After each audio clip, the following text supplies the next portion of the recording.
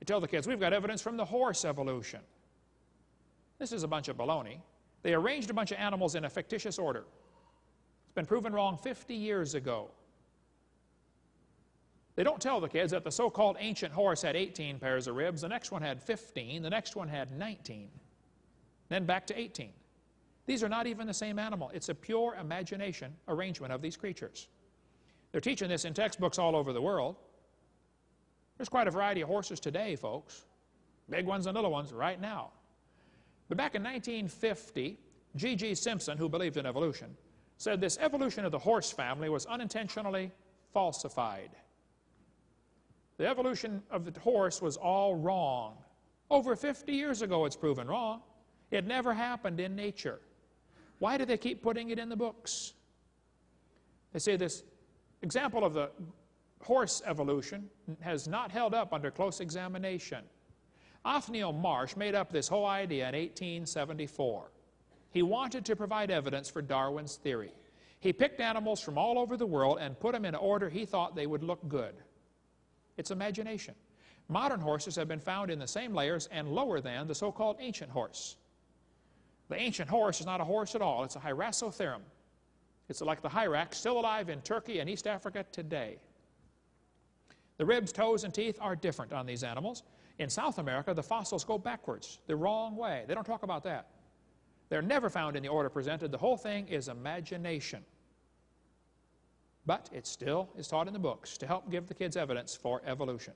The Tulsa Zoo finally took down their display after Dan Hicks wrote letters. Here's the letters right here. He wrote letters to the Tulsa Zoo and said, why do you still have the evolution of the horse on display? And they wrote back and said, we don't have the funding to remove it. Come read the letters. Dan went and got a bid at a sign shop. Here's the bid right here. They said, we will put up a sign that says, this display is not correct, and we'll take it down as soon as we get enough money. $62 for the sign. So Dan went and said, hey, here's the quote, fellas. I'll pay the $62. When would you like the sign delivered? Nothing happened. They said, we got to take this to the board. Well, the board got bored because they never did anything. Finally, he collected 2,000 signatures and said, get this display out of our zoo. When it made the evening news that the Tulsa Zoo was lying to the kids coming through, the display was gone the next day. But I just found out recently, they put it back up. What's a zoo doing teaching evolution anyway? See, the evolutionists are pushing their religion at every tax-funded opportunity they can get.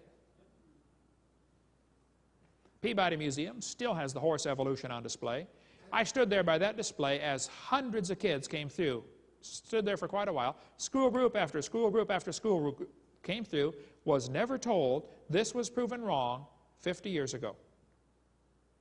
You go get the textbooks used in your county schools or your city schools. It's still in there, folks. It's not true. That page ought to be torn out of the book. Just because you can arrange animals in order doesn't prove a thing.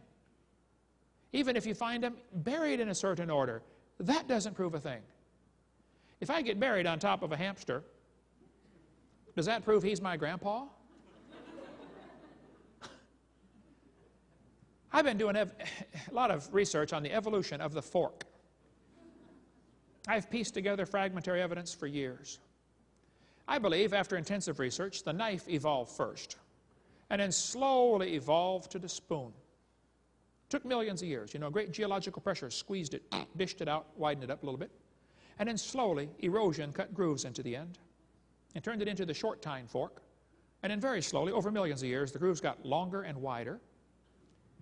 I knew I had the right order, but I felt like I had a missing link, particularly between spoons and forks. You see, spoons are rounded and no grooves. Forks are squared and grooved. That's two jumps in one. Even punctuated equilibrium can't do that. So I knew I had a missing link here, folks, but I couldn't find it. Till one day I'm flying in the airplane on U.S. Air, 30,000 feet off the ground, and the stewardess walked down the aisle and handed me the missing link. I don't think she knew what she had. But my trained scientific eye picked it up. I said, this is it. Later that day, I went to get some chicken for lunch and found another one. There they are, folks. The missing links. So the evolution of silverware is becoming very complete. I have found a lot of evidence since then. I've been gathering data on this for a long time. I even found a few mutants along the way. Didn't quite make it for some reason. You know, it was very interesting, though. As soon as people found out I was doing research on the evolution of the fork, everybody wanted to become famous. They sent me all their data from all over the country. Even some lies got sent to me, folks. I mean, some people they just want to be famous. This one is an obvious fork head on a spoon handle. It didn't get by me, though. This is a cutthroat business. This fossil business is dangerous, you know. You got to watch them. But I caught it right away. It's not in my museum. The rest of them are, though. Even found that environmental pressures can cause all sorts of colors to arise over millions of years. Now look, you can arrange letters in order and try to prove something if you want. You can turn a cat to a cot to a dot to a dog, making one letter change at a time. If you play around for a while, you can turn yourself into a fool.